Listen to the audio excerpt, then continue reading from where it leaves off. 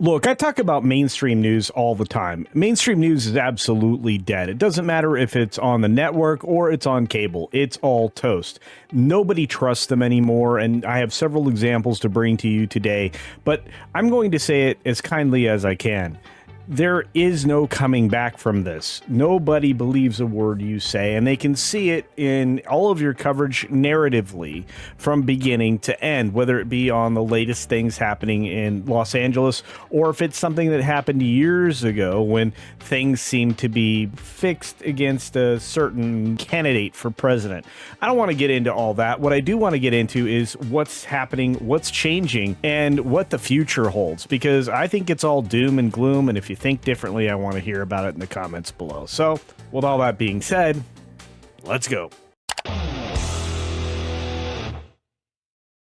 Normally, I would do a big spiel right now saying, hey, double check you're subscribed and all that, because I am trying to get to 50K by the end of this month, and I can only do that with your help. But all that set aside, just double check you're subscribed and we'll go from there. Let's dive into this story first and foremost from the folks over at InsiderNova.com, which actually does have some pretty quality articles over there. I've been through quite a few. Martin Holmes wrote this one. This was back from June 4th. He's a TV insider over there, saying CNN ratings show big change since Jake Tapper's explosive Biden book. Those changes, of course, are going to be all negative. Why? Because this is a liar who told everybody that Biden was 100% fine for a long period of time, and even insulted members of the Trump family and many others for bringing up the fact that basically everybody knew that the previous occupant of the Oval Office was out to lunch. First and foremost, I had no idea that Joe Biden ever suffered from a stutter. I think what we see on stage with Joe Biden, Jake, is very clearly a cognitive decline. Okay. That's what I'm referring to. It makes me uncomfortable. You are That's so amazing. It's so amazing to me and try and figure out an answer. A cognitive decline. Well, when you're trying to tell me that what I was suggesting was I think that you were mocking his stutter. Yeah, I think you were mocking his stutter, and I think you have absolutely no standing to diagnose somebody's cognitive decline. I would think that somebody in the Trump family would be more sensitive to people who do not have medical licenses diagnosing politicians from afar. Plenty of people have diagnosed your father from afar, and I'm sure it offends you. Your father-in-law from afar. I'm sure it offends you. You don't have any standing to say. I'm not diagnosing him. What I'm saying, Jake, you just talked about a cognitive decline.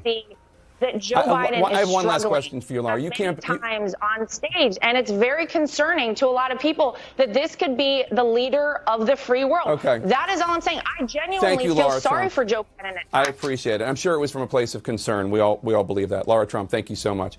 Yeah, I know that's a little harsh, but I don't care anymore. These people have been lying to us for so long. They didn't care, so I don't care. If you end up keeping your job, Jake, you are going to be one lucky person. But I'm going to say this and say it out loud. CNN is not going to be around for much longer. It doesn't look like Warner Brothers Discovery is going to cut it any slack as it passes it over to the new company that Weisenfeld's is going to be controlling. So I think CNN probably gone, much like MSNBC, because they're not going to be able to draw in the advertisers that they once did, which supports all of their lies. They'll have to, well, be a little bit more candid about where they're getting their funding, and I don't think they're going to be able to survive that. Mind you, from the story, it says Jake Tapper's new book, Original Sin, President Biden's Decline and Its Cover-Up, which you were a part of, you tool, and his disastrous choices to run again. Well, he ran again and then got forced out by people you also support, Mr. Tapper, and he tried to bury you on his way out the door, which he did because y'all lost. Anyway, the book may be on the bestsellers list, but its success is seemingly not done CNN any favors. Of course not. Why? Because the book just reminds people that they lie in favor of a narrative, which people are pretty much tired with, whether it be in reality around them in the world or even in fantasy or film or television. They're sick and tired of it. They're tired of the lies, the narrative, the deception, and everything else. You're watching the decline of all of those things because nobody accepts them anymore and nobody trusts them anymore. And that's another conversation for another video. But the book, which Tapper co-authored with Axios reporter Alex Thompson, was released on May 20th and debuted at the top of the New York Times bestseller chart, selling around 54,000 copies in the first week. I can't believe 54,000 people want to hear what this idiot's rambling about when he was part of the cover-up. But hey, it sold a lot of copies, and we get to cover it here. But I'm not done, because Jake Tapper should be one of the last on the list to, well, be lifted up or elevated. There are so many others that have committed similar atrocities that is the whole reason why things are falling off a cliff. You realize that Fox News outperforms 3 other cable networks? It does. We'll take a look at the fact that AdWeek dropped another one of their stellar articles about the week ending May 26. Cable news ratings. That's right. PMSNBC sees some positive results in the 25 to 54 demo, which means they didn't fall quite so hard. But that was about the kindest thing that you could say. Also written on June 4th, this is full of a lot of spin that maybe you haven't seen elsewhere and probably won't anywhere else. But the TV Newsers Basic Cable Network ranker and cable news report for the week of May 26, 2025. It's the final week of May. This is it, right? And so when you look at PMSNBC, it was able to get the coveted 25 to 54 demo up to what, well, they haven't been to in a long, long time. When you look at the Nielsen Live Plus same-day data for that week, now mind you, they're saying very specific tracking.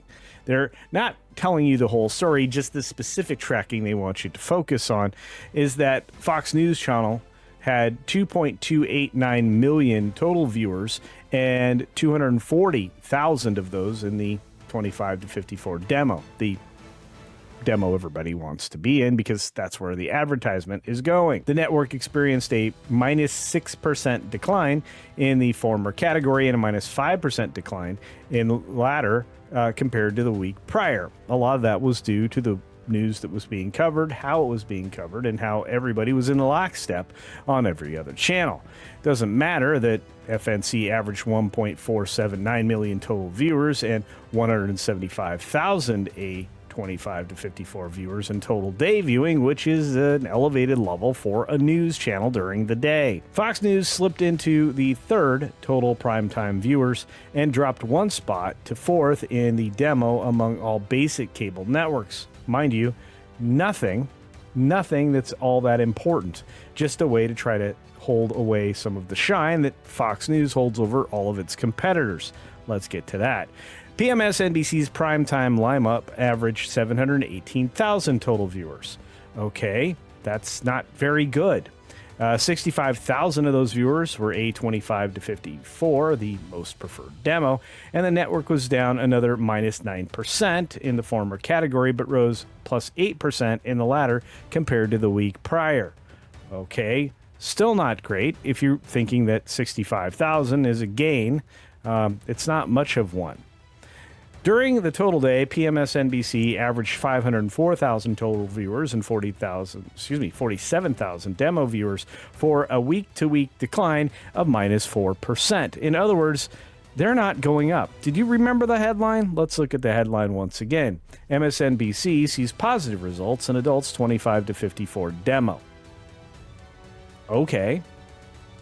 In other words,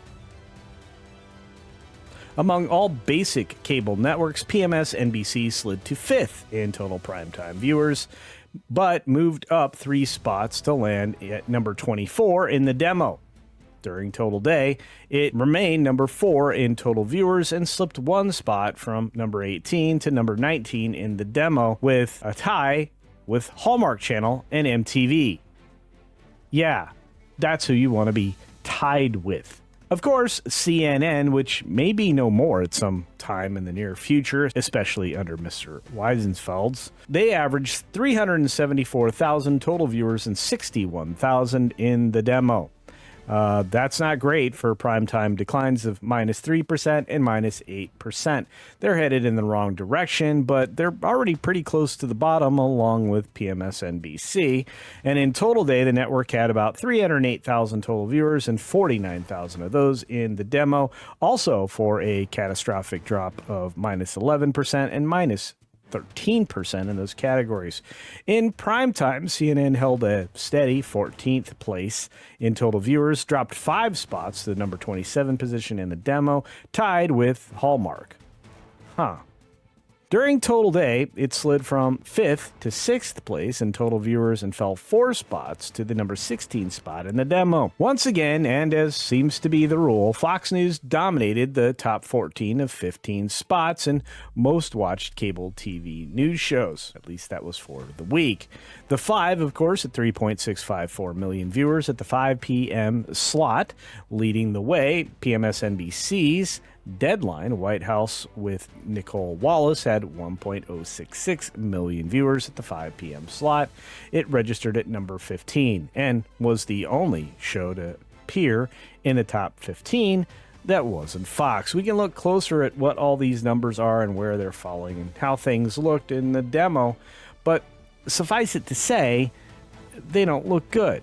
Fox News Channel is the only game in town now, at least as far as the number of viewers and people interested in sticking around for those commercials, and is likely going to be the sole winner when it comes to ratings for cable news. But of course, as I promised, it's not all cable news that we're talking about. We also need to talk about the networks, things like, NBC, CBS, and ABC. This time around, we're going to focus on ABC because they actually had to suspend one of their reporters, Terry Moran, over an X post that literally was calling not only Stephen Miller a world-class hater, but also Donald Trump. These are probably not the statements that you want to make if you want to be appealing to a broad audience and present yourself as an objective news reporter, which, to be fair, I don't believe anybody at ABC is capable of doing. The story wrote itself on Deadline. I'm using that because it's a very friendly trade paper for ABC. They love themselves some Disney. So ABC News suspends Terry Moran over X post that called Trump official Stephen Miller a world-class hater. Well, I wouldn't know. I think he's a pretty brilliant man, and he oftentimes shuts down the narrative of any reporter that tries to confront him on things they don't understand, and he does. By the way, Terry Moran is also the idiot that actually interviewed the president in April and came off being probably the most uninformed human on the planet. So, in response to the terribly unprofessional statement made on this guy's X post, ABC News said it has suspended senior national correspondent Terry Moran over a late-night X post since deleted attacking Trump administration official Stephen Miller as a world-class hater. Well, they forget the part where he attacked Trump, but never you mind. ABC News stands for objectivity and impartiality. No, you don't. It's pretty clear in its news coverage, and it does not condone subjective personal attacks on others, a network spokesperson said. Well, I don't know. Snuffleupagus was wrong multiple times, ended up having to pay the price. I think the people on The View are about to get a comeuppance, and I think that the president is going to start to gain ground on each of these claims and basically require the news to go back to reporting the news and not become a narrative machine, but that time will tell on that one.